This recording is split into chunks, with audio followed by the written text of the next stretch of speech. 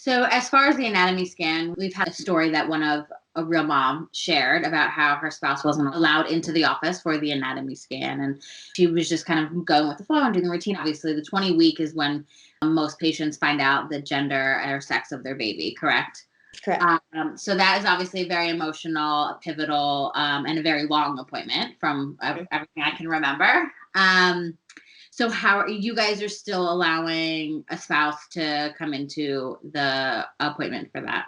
Yes. Yes. And also now there's also blood work that does genetic testing that we just get straight from the mom, where you can find out the sex of the baby as early as 10 weeks. Yes. So that was to me as well, but I think with different insurances, sometimes it's a little more expensive and out of that. And for me, I loved I thought there was something about being in that appointment, right? And like being in the dark room with the ultrasound. And when I see the ultrasound, I'm like, I just see like I don't see what you guys see. And they're like, it's a boy. I'm like, how do you know? Like, you're like, it's just shades of gray. Fabulous. Is that it? And they're like, no, that's the leg. And you're like, okay.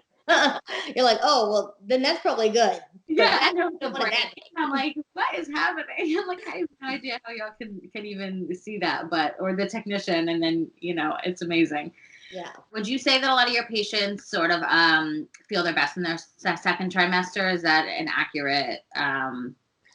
They usually feel pretty good, but usually in the second trimester is usually when people start talking about that round ligament pain, that weird ache, pulling, tightness. What is this going on type of pain? And so that's usually their biggest concern. And then the thing that they're most annoyed about is like, they're like, oh, the baby won't stop moving. Oh, the baby moves so much. And I'm like, that's a good thing. Yes. Yes. I have to constantly remind myself. I'm like, oh, so I don't want this. Like, he's moving too much. They're like, love Good. That's perfect. That's exactly what we want to hear.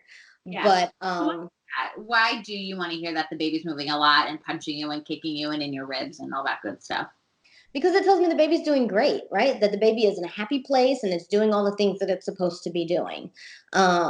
Sometimes when the baby starts to get those hiccups, right? So the moms can always feel like, oh my God, my baby's having hiccups. And that can be concerning for parents because they're like, what is this? What's going on? I've had a patient call me and be like, I think my baby's having a seizure. And I'm like, in the womb? Can't mind the thoughts going across my head. I know, right? I was like, probably not. So I'm like, it's probably hiccups because it'll be like with a rhythm, and they'll be like, oh. And I'm like, yeah, no, it's fine. As long as the baby's moving, everything is more than likely just fine. It's when the baby stops moving that we all start to get concerned. And what is that, like 2 days of no movement or? Never. Your baby should be moving every single day. And if you're going through a full day where he's not moving, that's when that's when they need to reach out. People should reach out. Absolutely. Like if your baby has a specific pattern of movement that only you know, right? Like there are moms that are like, every morning when I have my coffee, my baby is rocking and rolling. Or every time I eat this, my baby is rolling around. Or every time I lay down to go to bed, my baby's moving.